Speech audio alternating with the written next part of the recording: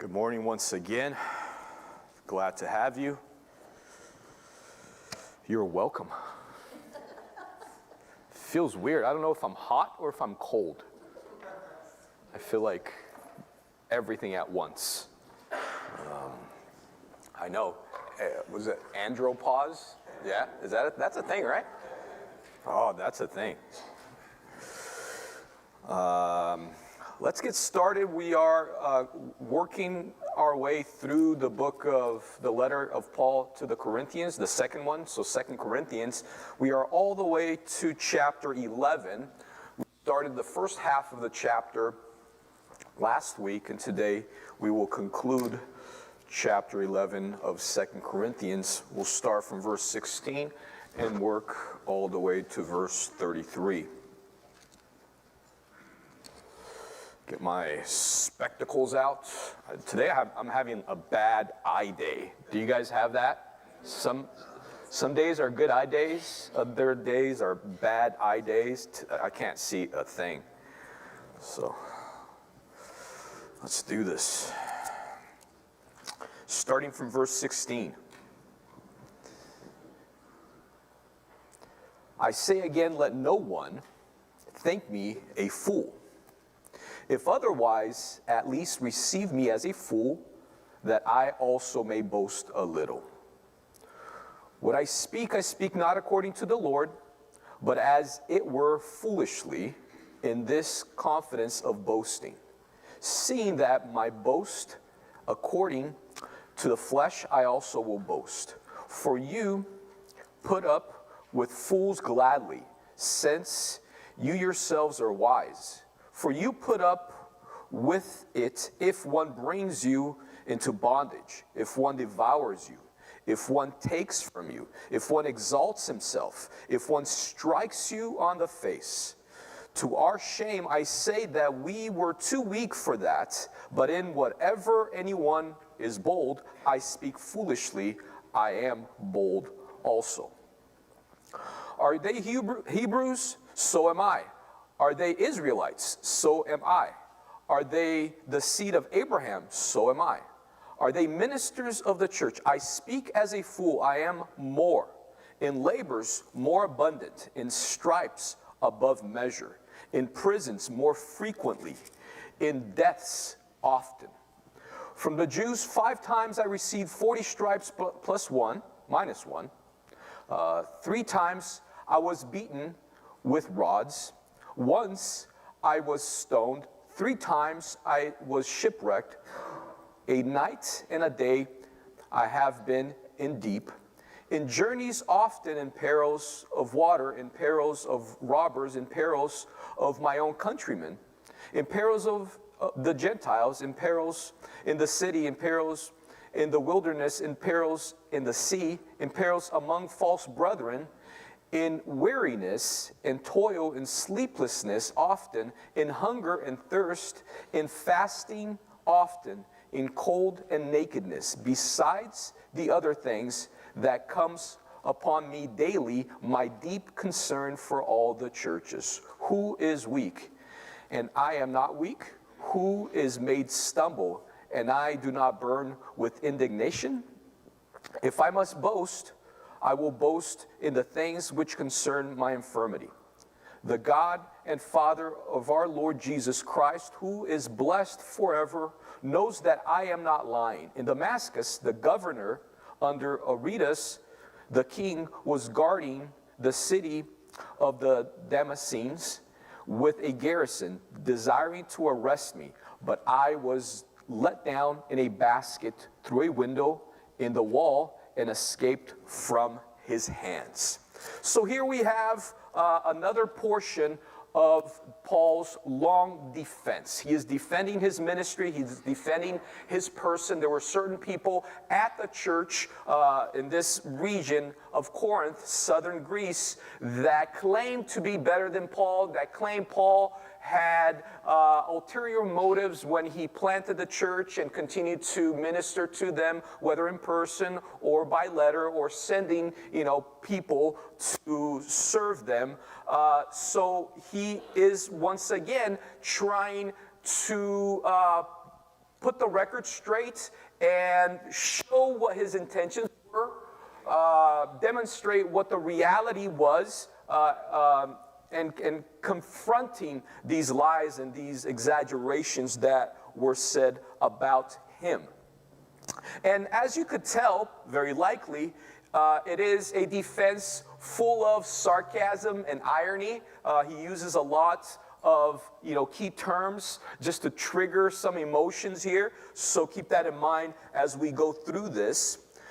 Starting off on verse 16, Paul says, I say again, let no one think me a fool, if otherwise, at least receive me as a fool, that I also may boast a little.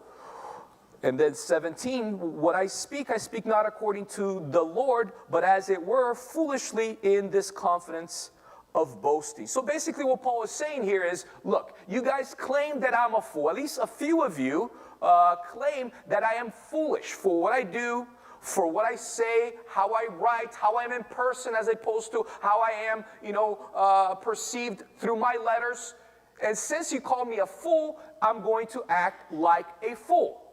I'm going to write certain things that to me, they're kind of foolish, but I'm going to sort of lower myself to this level because I want to speak the same language that these people speak. So here I'm not even going to speak in the Lord in the sense of what I want to do and what He wants me to do. I'm again going to lower myself to a level so that it resonates with all this stuff that has been said about me. So he's going to repeat this terminology of foolishness over and over again, obviously with a bit of irony and sarcasm. And then he goes on to mention something that to him he was appalled by. Again, he was thought of as a fool, and then he's saying, well, then you must be really wise. You are so wise that you allow people to take advantage of you. These false apostles, these people who claim to be serving the Lord through their ministry there amongst you, they are allowed to abuse you. He says on verse 19, for you put up with fools gladly, since you yourselves are wise.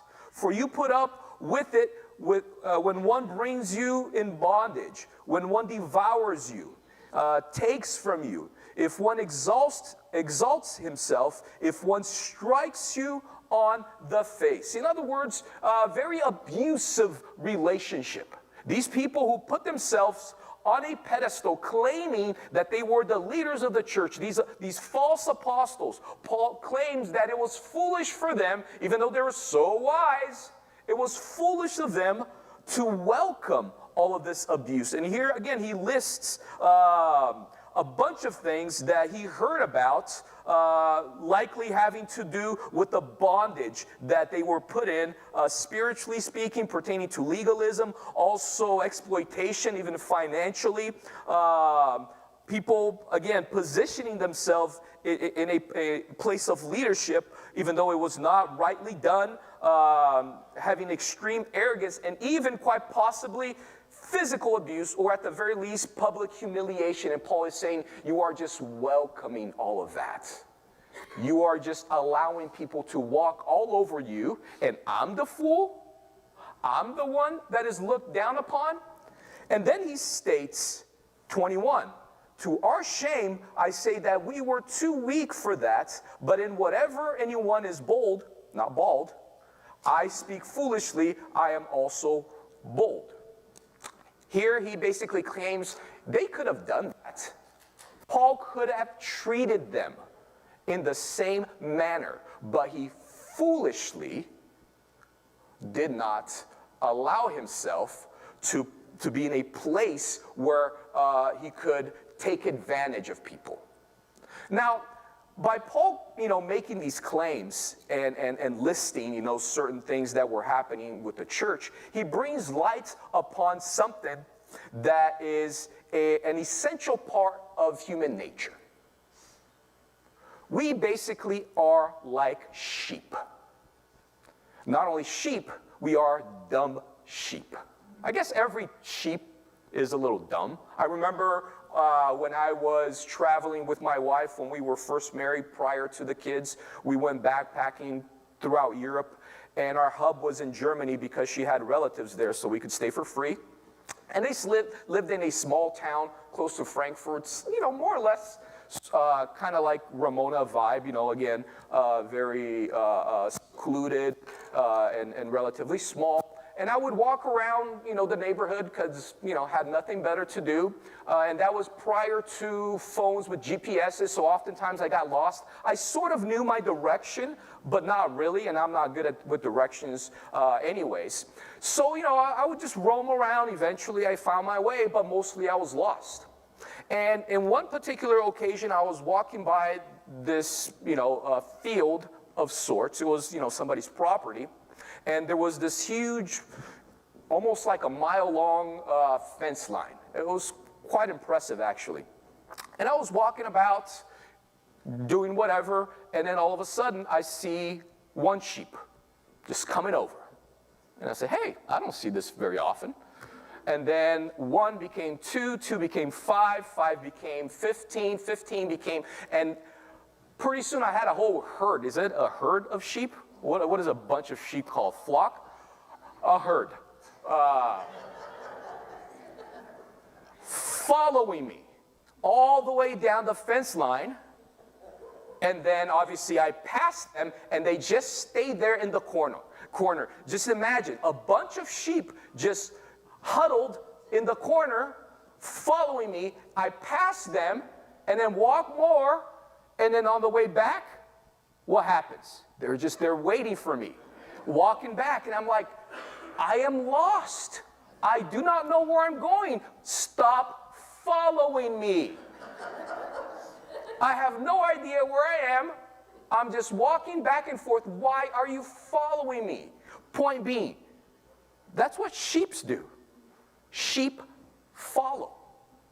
Sheep they will literally follow anyone off of a cliff if they, are led that way, astray. And that is the nature that we carry. It's not whether, if we are going to be lorded over, it's how and by whom. There's no option. We will follow anything and anyone. That's who we are.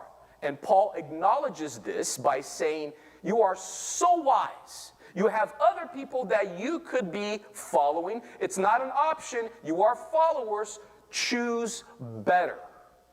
Make wise choices. If you think you're so wise, choose to follow those who actually are sent to you by God to do this type of service amongst you.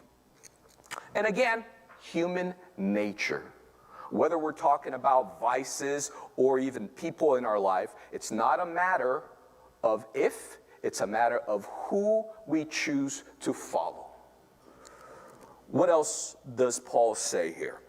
After mentioning on verse 21, which I already read, that he could have done the same, foolishly, he decided not to treat them with this level of authority and disrespect and abuse and taking advantage of him.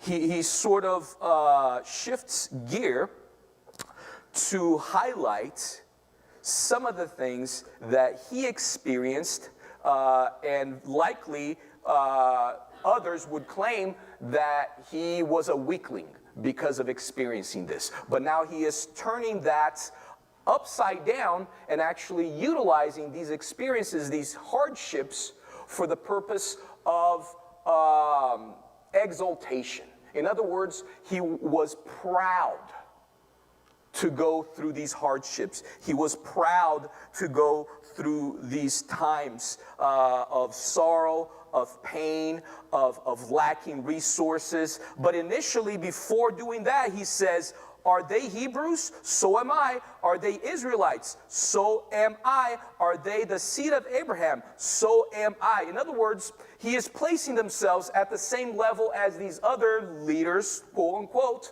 that were so proud of their pedigree. And Paul is saying, I have the same pedigree as they do. There is no difference.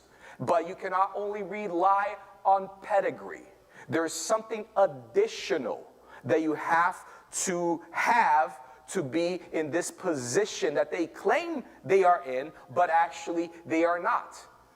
The other variable that they're missing is perseverance. I have persevered through all of this hardship. I am a Hebrew, such as they are. I am an Israelite, and the difference in terminology, sometimes it's utilized interchangeably, but technically Hebrew attaches to the person of Abraham. Abraham was called Abram the Hebrew back in Genesis chapter 14 within the story of rescuing his nephew Lot. And the terminology means something. It's, it doesn't really matter for this argument here. But again, those who call themselves Hebrew, they are lining themselves up with Abraham.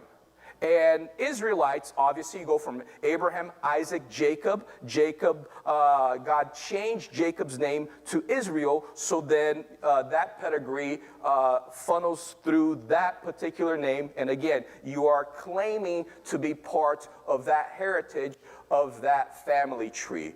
The term Jew, again, oftentimes used synonymously, but specifically when the kingdom split, the bottom portion was mostly people from Judah and Benjamin, which is why they were called Jews, as opposed to the northern kingdom that was comprised of all the other tribes. But again, regardless of the terminology, Paul is claiming that he has the same pedigree, but in addition to that, he also has perseverance. So he mentions a bunch of issues that he had to go through, heartaches and struggles. He talks about being shipwrecked. He talks about being whipped or whooped.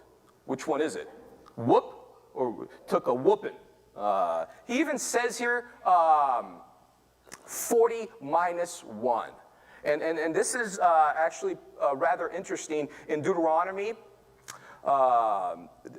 as part of the law, God established that people could only be punished in such manner up to 40 times. And then it became customary that when people were facing that type of corporal punishment, that they would count, but it would stop at 39 so that they would not go beyond that which was allowed, because then they would be liable. So technically, no one ever received 40 lashes. They only that 39th must have counted for 2. Wouldn't you agree? That 39th whooping was a doozy. But regardless of that, Paul faced this several times by the hands of his enemies, by the hands of his countrymen, by the hands of the Gentiles. And again, he lists a ton of things, a bunch of things that he went through. But what was the purpose? Once more, the purpose was to establish the difference between those who claimed to have this position of leadership and be true apostles, but they never were willing to sacrifice themselves, put themselves and their well-being on the line for the sake of others. While Paul was doing that constantly, Paul was doing that continuously. He even mentions and highlights the idea or the term minister, which sounds fancy, wouldn't you agree? If somebody, came to me and asked what I did, and I said, I am a minister. Doesn't that sound fancy? Doesn't that sound, like I'm a high-ranking person, an official? But actually, biblically, the term specifically points to an action of service. It literally means servants. So Paul was saying, the more minister you are, the less you are served. Whereas what they were doing, they were proclaiming to be ministers. They were proclaiming to be apostles, but doing so in a totally foreign way from what the Bible teaches and what the word actually meant. The more minister you are, the more you serve, and the less you are served. And here, once more, Paul was giving a bunch of examples of all of those things that he went through for the sake of the brethren in Corinth, for the sake of this particular church that he planted and was continuously trying to aid and help and guide. I'm not going to read and repeat all of the things that Paul, established there as, the perils that he went through. I'm not going to do that again, but let's go ahead and now catch up to Paul's argument on verse 28, specifically 28 and 29, where he says, besides the other things, what comes upon me daily, my deep concern for all the churches. Who is weak, and I am not weak? Who is made to stumble, and I do not burn with indignation? Essentially what Paul is saying here is that aside from all of the suffering, the struggles, the dangers that he went through, beside all of those things, he literally had this daily anxiety for the church, for all the churches, but including and especially this particular church. Now think about that for a second.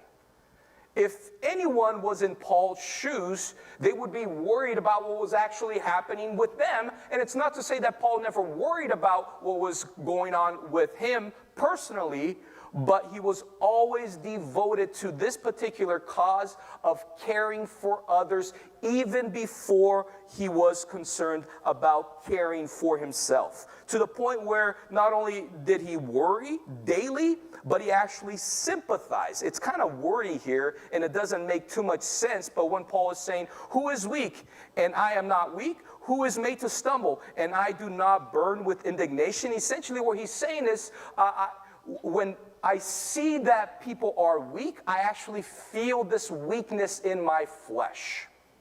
When I see that they stumble, it's almost like I'm going through this process along with them. This is how much I care. This is how much I'm passionate. And it's a familiar feeling. Usually parents deal with that, right? Especially as your kids are growing up and you notice that they're struggling with something. Parents, usually moms even more so than dads, right? For example, just this past week, we went to our daughter's wrestling meet. And the mom was, sitting there on the bleachers by me. And as, you guys know what wrestling is, right? So it's, you're contorting, you're, in the shape of a pretzel. People are just like slamming your head down into the mat, giving you, headlocks. And the mom, it's almost like she was there wrestling with her, to the point where I'm like, do you want to take over?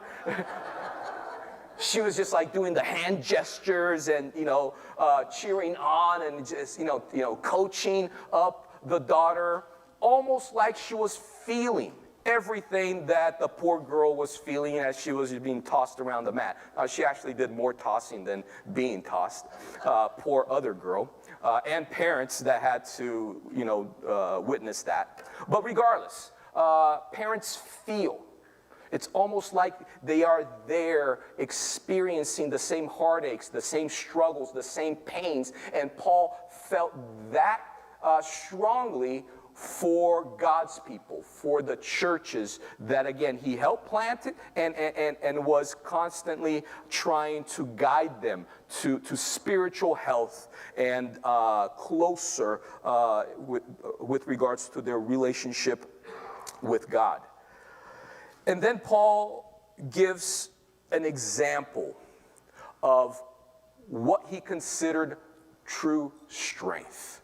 Once again, the whole argument here has to do with people claiming that Paul was foolish for many reasons and putting themselves in a place of exaltation in comparison to him. So he finally was fed up and said, okay, fine. You think I'm foolish? I'm going to make a bunch of foolish arguments to come down to your level. And I'm actually going to make the case that all of the shenanigans that happen with me, everything, all the suffering, all the struggles, all the pain, they're actually something not to be ashamed about, but proud. And then he mentions probably one of the most humiliating episodes that he experienced up to that point. He says here from verse 30, if I must boast, I will boast in the things which concern my infirmity. The God and Father of our Lord Jesus Christ, who is blessed forever, knows that I'm not lying. In Damascus, the governor under Aretas, the king, was guarding the city of the Damascenes with a garrison desiring to arrest me. But I was let down in a basket through a window in the wall and escaped from his hand. So Paul is mentioning an episode that happened early on in his conversion experience. Most of us know the story. It's in Acts chapter 9, around there. Paul was Saul, the Pharisees of Pharisees, entering Damascus to cause havoc, full of authority, full of power, again, trying to capture all of, the believers in Christ. How did he leave Damascus after conversion? Through a basket. People were trying, the leaders of that particular city were trying to kill him. They knew what occurred. He stayed there for a while, and then he overheard about this plot to kill him, to the point where his friends had to lower him in a basket so that he could flee. Think about that for a second. How he entered that city and how he left. Humiliation.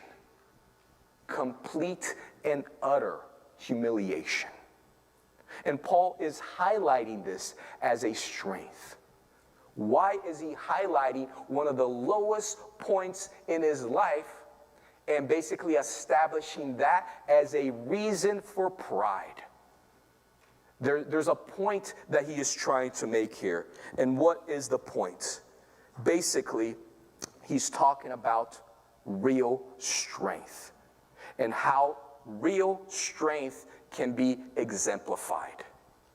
And based on this experience, based on this example, essentially what he is saying is that true strength comes through God's power being manifested during our weakest points, during when we are most fragile, during when we are humiliated, during when we are in pain, when we are suffering, when we lack the skills, the knowledge, the know-how, when we mess up. True strength is exemplified in those exact moments. Why? Why? Because it is through divine intervention that we can see what true strength is all about. It is not about us faking it till we make it. It's not about us curating our life so that we can tell and show people and advertise our victories, how good we are, how great we are, how awesome we are, and hiding all our weaknesses. That is foolishness based on Paul's argument here, because it actually should be the opposite. We should almost be proud to be honest, not only with ourselves, but also with others. Not just highlighting. There are good things that happen in our lives, for certain, There are victories, there are positives, but there's something to be said about a person who always curates their life and only focuses on the victories and never is honest with themselves and with others and places themselves in a position of weakness to show the real them. And what they are actually doing is a disservice to God. Because again, God's power is exemplified. It is shown, it is highlighted, and glory is given to Him when we are at our weakest point, and we should not be ashamed of that. We should not run away from this fact. We should not hide it like it's something that should be, swept under our carpet for no one to see, no one to look, no one to know. It is in those very moments that God's glory can be most experienced, felt, and again, put on display. So that is the motivation here. Based on, again, this rather sarcastic speech of Paul's, the point that he's trying to make here is don't be afraid to be weak. Don't be afraid to show your true selves. Don't be afraid to show when you fail, because it is through your failure that divine intervention happens and God is ultimately glorified. Amen.